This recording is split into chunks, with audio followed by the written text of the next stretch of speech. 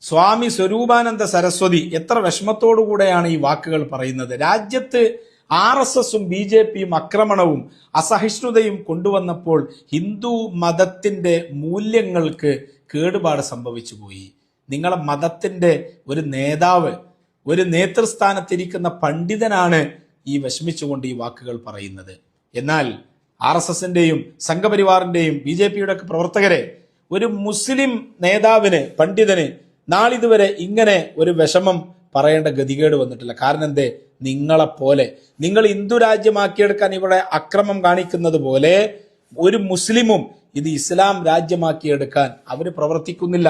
ജനാധിപത്യ മൂല്യങ്ങൾ അവർ ഉൾക്കൊള്ളുന്നു എന്നത് തന്നെയാണ് അതിന്റെ കാരണം. സ്വാമിജി യഥാർത്ഥ ഹൈന്ദവ വിശ്വാസികളോട് മുസൽമാന് എന്നും കടപ്പെട്ടിരിക്കുന്നു, എന്നും ആദരവാണ്, എന്നും ബഹുമാനമാണ്. ഇവരെ കുറിച്ചല്ല പറയുന്നത്.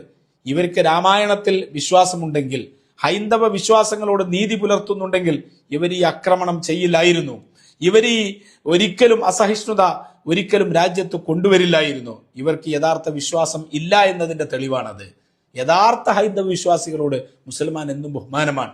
ഈ നാട്ടിൽ, ഈ രാജ്യത്തുണ്ടായ മതസൗഹാർദ്ദത്തിന്റെ ചരിത്രം എന്റെ പ്രിയപ്പെട്ട RSSന്റെ പ്രവർത്തകരെ, BJPയുടെ പ്രവർത്തകരെ, നിങ്ങൾ പഠിക്കേണ്ടതുണ്ട്. നിങ്ങൾ ഈ രാജ്യത്തെ കുട്ടിച്ചോറാക്കാൻ ഇറങ്ങി പുറപ്പെട്ടാൽ അതിവിടെ നടക്കാൻ പോകുന്നില്ല. നിങ്ങൾ ചരിത്രം പഠിക്കേണ്ടതുണ്ട്. യഥാർത്ഥ ഒരു ഹൈന്ദവ വിശ്വാസി ഞങ്ങളെ പള്ളികളുടെ മുമ്പിലൂടെ പോകുമ്പോൾ വലിയ ആദരവാണ് അവർക്ക്. കൈകൂപ്പിയാണ് അവർ പോകുന്നത്. ഞങ്ങളെ പള്ളികളുടെ മുമ്പിലൊക്കെ നേർച്ചക്കുറ്റികളുണ്ട്. ആ നേർച്ചക്കുറ്റിയിൽ വരുന്ന നേർച്ച സംഭാവനകളിൽ ഒരു ഭാഗം ഹൈന്ദവ വിശ്വാസിയുടെ സംഭാവനയുണ്ട്. ഇല്ലാത്ത നേർച്ചക്കുറ്റികൾ ഇല്ല. കാരണം എന്തേ? അവർക്ക് പള്ളിയോടും മുസ്ലിമീങ്ങളോടും ഇസ്ലാമിനോടുമുള്ള വിശ്വാസവും സ്നേഹവും എന്നും അവരെ ഹൃദയത്തിന്റെ അന്തരാളങ്ങളിൽ കാത്തു സൂക്ഷിക്കുന്നുണ്ട്. എന്റെ അനുഭവം ഈ കഴിഞ്ഞ ആഴ്ച പള്ളിയിൽ വിശ്വാസികൾ വെള്ളിയാഴ്ച പ്രാർത്ഥനയ്ക്ക് വന്നപ്പോൾ സംഭാവനയുടെ ലിസ്റ്റ് വായിച്ചപ്പോൾ അതിൽ ഒരു സംഭാവന ഞാൻ വായിച്ചത് ഓർക്കുകയാണ്. ഒരു ഹൈന്ദവ സഹോദരി ഉദ്ദേശ സാഫല്യത്തിന് വേണ്ടി സംഭാവന ചെയ്തിരിക്കുന്നു.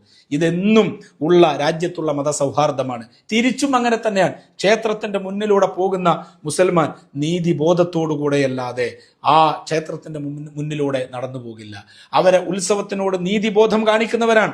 അവരുടെ മതാചാരത്തിനോട് നീതിബോധം കാണിക്കുന്നവരാണ്.